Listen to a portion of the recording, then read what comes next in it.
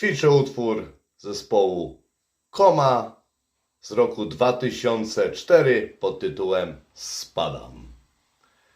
Także jak trzeba będzie coś online na stronie na Facebooku Koncertowanie Sielskiej Okolicy, czy Andrzejki, czy Sylwester, no to już wybieram utwory na ten sezon jesienno-zimowy, aby mógł zagrać dla Państwa na stronie na Facebooku Koncertowanie Sielskiej Okolicy. Nie teraz, ale później.